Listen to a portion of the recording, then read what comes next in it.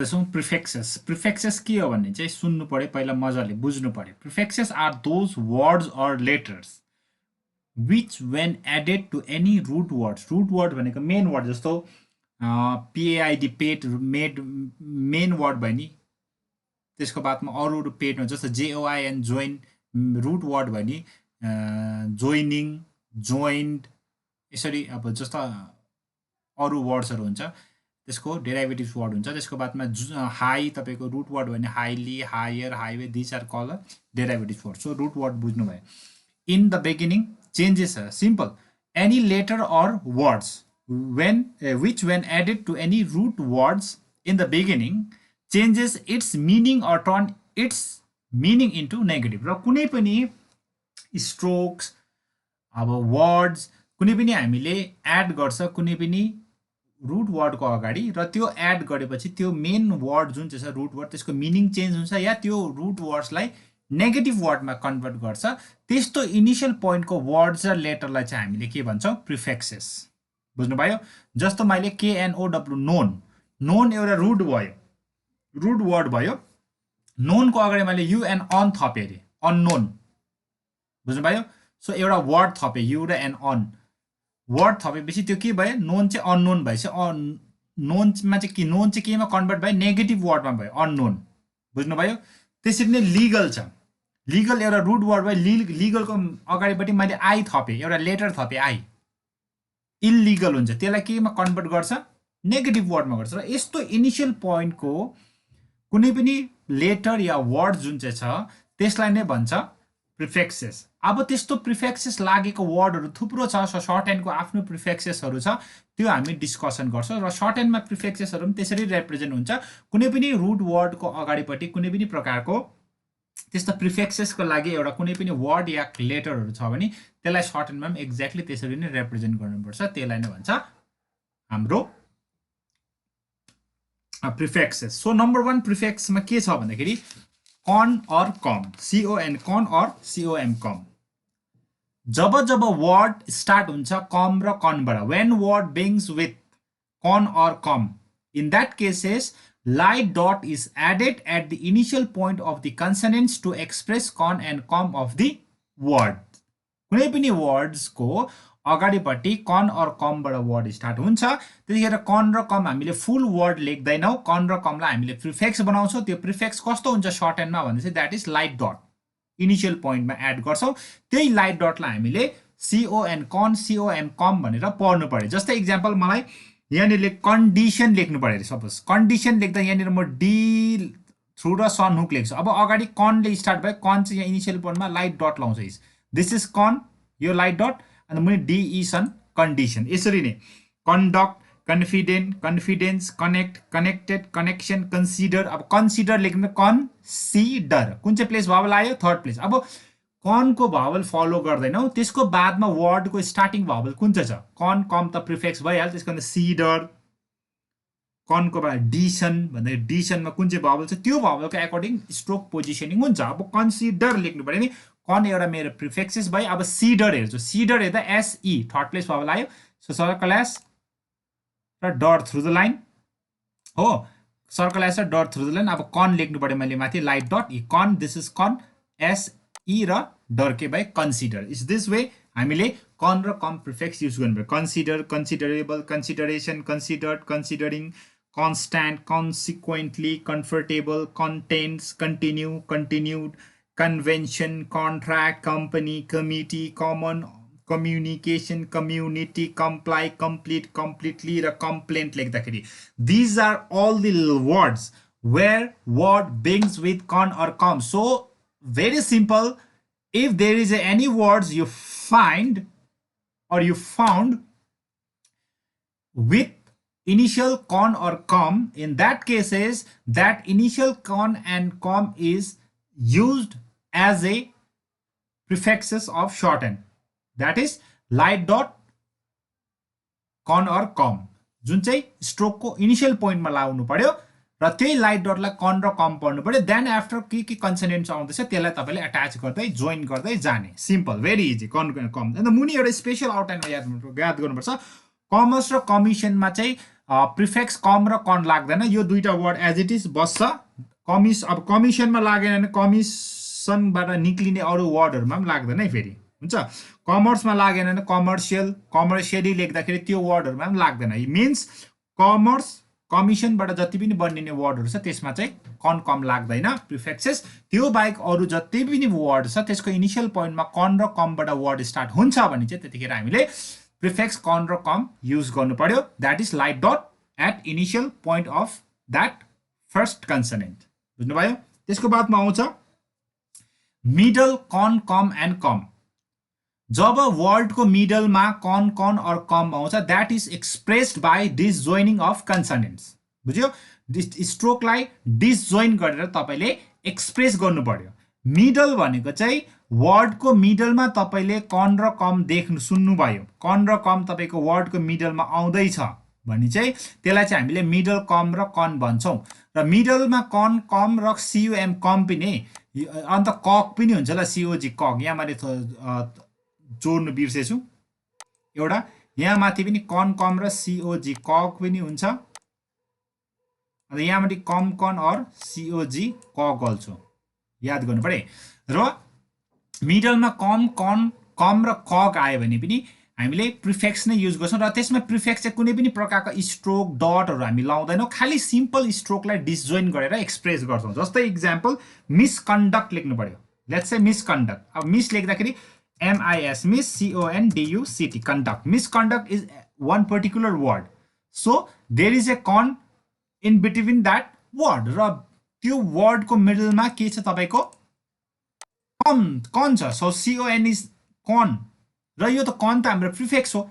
अब इनिशियल पोइन्टमा आएको भए त हामीले लाइट डट लगाएर एक्सप्रेस गर्थ्यौँ। अब यहाँनिर मिसकन्डक्टमा चाहिँ कन कहाँ आयो, मिडल अफ द कन्सोनेन्ट हो। यति बेला कसरी लेख्ने भन्दाखेरि द्याट इज भेरी इजी। मिसलाई एबभ द लाइन लेख्यो किनभने थर्ड प्लेस भबलले वर्ड स्टार्ट भएको छ, one consonant should be through the line. So con as a हाम्रो उयो बसिहाल्यो prefix. So now D through the line and K half, अन्त यहाँनिर light dash vowel U gives अल लेख्नु पर्यो, यहाँनिर I gives E third place vowel लाउनु पर्यो। अन्त यो ग्यापलाई चाहिँ हामीले के पढ्नु पर्यो, कन कम या कक। सो MIS मिस, बिचको ग्यापलाई con, D K half for tick conduct. Misconduct is this way, misconduct. अब त्यसको बादमा अर्को लेख्नु पर्यो डिस्कम्फर्ट लेख्नु पर्यो। सपोज लेट्स से डिस्कम्फर्ट हुन्छ। अब हामी गर्दैछौँ discomfort, DISCOMFORT। So this is discomfort. डिस्कम्फर्टमा हेर्नुभयो भने there is a com middle of this word. So यहाँनिर कम आयो, कम पनि हाम्रो के हो, प्रिफिक्स हो। सो प्रिफिक्स हो भने it should be represented by something else, dot dash or whatever, होइन। सो मिडलको कन कम चाहिँ डट ड्यास लाग्दैन। सो त्यति बेला के गर्ने, disjoining of consonant. So discomfort लेख्दा डिस थर्ड प्लेस भबल छ, so D and circlise through the line. So and for half just after this consonant. So यो बिचको ग्यापलाई पढ्छौँ com. So dis com and for half for T discomfort. अब यहाँ मुनि लेख्दा पनि भयो, फरलाई यहाँ लेख्दा पनि भयो, माथि लेख्दा पनि एज यर विस, तर यो चाहिँ आफ्टर डी हुनु पर्यो, डिस्कम्फर्ट। त्यसको बादमा अर्को लेखौँ हामी। Next one is circumference, CURCUMFERENCE, circumference. Circumference लेख्दाखेरि अब तपाईँले यहाँनिर हेर्नुपर्छ, सर्कमफेरेन्समा बिचमा कम आयो, CU कम। सो मिडल कम पनि के हो, हाम्रो प्रिफिक्स हो। सो प्रिफिक्स हो भने कसरी रिप्रेजेन्ट गर्ने मिडलको कम कन ककलाई, डिसजोइनिङ। सो सर्कमफेरेन्स लेख्दाखेरि सर्कलास अपवर्ड आर, सर भयो, बिचको ग्याप छोड्यो, फर कम, अन्त FARANS circle. So this is circumference. सो यसरी लेख्नु पर्यो, यो बिचको ग्यापलाई पढ्नु पर्यो कम। देन रेकग्नाइज लेख्नु पर्यो, लेट्स से रेकग्नाइज लेख्नु पर्यो। अब RECOGNIZE, this is recognize. So recognize लेख्नु पर्यो भने यहाँ हेर्नु हुँदैछ तपाईँको मिडलमा के आयो, COG cock. So COG cock is also prefix. So prefix हो भने के गर्नु पर्यो, डिसजोइनिङ अफ कन्सोनेन्ट्स। अब यसको लागि सो रे डिसजोइन एन्ड र सर्कलाइजेस नाइज। सो रे भयो, बिचको ग्यापलाई कक पर्छु, एन्ड दिप्थङ आई र सर्कलाइजेस नाइज। So recognize is this way मिडलको कन कम हामीले एक्सप्रेस गर्नु सक्छौं सो मिडलमा जब जब कन कम कमबाट वर्ड स्टार्ट हुन्छ मेक श्योर त्यतिखेर चाहिँ डिसजोइनिङ अफ कन्सोनेन्ट हुनु पर्यो अब स्ट्रोक पोजिसनिङ चाहिँ अकर्डिङ टु फर्स्ट भावल हुन्छ याद गर्नु पर्यो फर्स्ट भावल कुन चाहिँ छ अकर्डिङ टु दैट तपाईको स्ट्रोक पोजिसनिङ म्याटर गर्छ तर मिडलको कम कन कगलाई चाहिँ always expressed by disjoining of consonants. Simple. Got it? So this is very easy. Oh, त्यसको बादमा now let's come to next prefix that is acom or acomo. Acom or acomo is also a prefix either in shorthand or longhand. So acom or acomo prefix so this is expressed by disjoint or joined or sometimes disjoint join or sometimes disjoint k so acom र acomo बाट word start हुन्छ कुनै पनि जग्गा acom र acomo बाट word start हुन्छ भने acom र acomo चाहिँ कन्सोनेन्ट k ले एक्सप्रेस गर्नु पर्यो कोही बेला जोइन हुन्छ कोही बेला डिसजोइन हुन्छ जोइन कति बेला हुन्छ नि पल्बल टल्टल कन्सोनेन्ट्सको अगाडि जोइन हुन्छ देन आफ्टर अरु कन्सोनेन्टमा सिम्पली डिसजोइन गरेर लेखिदिनु पर्यो सिम्पल acom और acomo चाहिँ एउटा हाम्रो प्रिफिक्स नै हो त्यो चाहिँ के हुन्छ k ले रिप्रेजेन्ट गर्छ sometime join or sometime disjoin when our word begin with acom or acomo simple जस्तै यहाँ निर एक्जाम्पल छ accomplish लेख्नु पर्यो अब सपोज हामीले a c c o m p l i s h accomplish so accomplish लेख्दाखेरि अब यहाँ तपाईले देख्नु हुँदैछ हाम्रो वर्ड ACCOM acom बाट word start भयो so this is our prefix so prefix should be expressed by any words or letter before that root word so acom or acomo is also a prefix so accomplish ma there is a word acom before please so in that case हामी के गर्छौं k above the line लेख्छौं किनभने acom this is a consonant this is a consonant letter prefix हो letter prefix हो अघि चाहिँ dot चाहिँ लेटर हैन दैट्स व्हाई त्यसमा चाहिँ हामीले कम र कनमा इनिशियल पोइन्टमा आउँदा that is dot prefix so डटमा चाहिँ हामीले कुनै प्लेसिंग्स भन्नु सक्दैन र चाहिँ त्यतिखेर सेकेन्ड जुन चाहिँ फलोइङ भावल छ त्यसको फलो गर्यौं कम र कनको गरिन अब accomplishमा चाहिँ प्रिफिक्स चाहिँ हाम्रो के छ कन्सोनेन्ट इटसेल्फ ए प्रिफिक्स सो कन्सोनेन्ट आफै प्रिफिक्स हो भने चाहिँ त्यही acom र acomo कै भावल फलो गर्नु पर्यो that is a means first place Bhawal so acom k above the line so pal र is so accomplish this is acom pal is please so join पल्बल टल्टलको अगाडि जोइन गरिदिने सो दिस इज accomplish त्यसको बादमा अर्को लेख्नु पर्यो next one is accommodate लेख्नु पर्यो so a c c o m o d a t e accommodate हेर्नु भयो नि accommodate मा के हुँदैछ हाम्रो acomo बाट वर्ड स्टार्ट भयो so acomo is also A prefix so acomo लेख्दाखेरि मैले के लेख्नु पर्यो k above the line acom र acomo हुन्छ date d पनि above the line is d above the line then t below the line so date so date actually usually date लेख्दा d on the line हुन्छ because of second place vowel तर acomo date मा d above the line नै हुन्छ why भन्दाखेरि because prefix acomo को कारणले गर्दा acomo मा के छ फर्स्ट प्लेस vowel छ that's why d also above the line बुझ्नु भयो first place accommodate or accomplish accompany whatever so जब जब हाम्रो वर्ड acom र acomo बाट वर्ड स्टार्ट हुन्छ that is prefix acom or acomo so that is expressed by join or disjoin k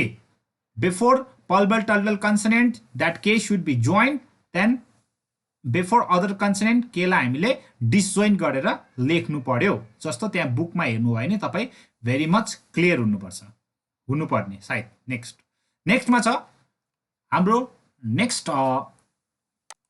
prefix that is intro intro this is intro देख्छ तर यसलाई चाहिँ intra pronounce intra this is intro हाम्रो अब prefix छ यहाँ intro prefix चाहिँ हाम्रो डबलिङ एन ले एक्सप्रेस गर्छ जब जब हाम्रो वर्ड स्टार्ट हुन्छ इन्ट्रोबाट वर्ड स्टार्ट हुँदैछ भने doubling N joint doubling N यो चाहिँ जोइन्ट रहन्छ डिसजोइन सिजोइन हुँदैन joint doubling N is used to express intro of the word when word being with intro simple जस्तो अब यहाँ इक्जाम्पल देख्नु पर्यो मैले INTRODUCTION introduction लेख्दा intro यहाँबाट वर्ड स्टार्ट भयो इन्ट्रोबाट वर्ड स्टार्ट हुँदैछ यहाँ इन्ट्रो देख्नु भयो नि यहाँ इन्ट्रो सो यो इन्ट्रो चाहिँ के हो प्रिफिक्स छ हाम्रो सो प्रिफिक्स के हो डबलिङ सो एन सो एन पनि कन्सोनेन्ट हो सो हामी प्रिफिक्सकै भावल फलो गर्छौँ सो इन्ट्रोडक्सन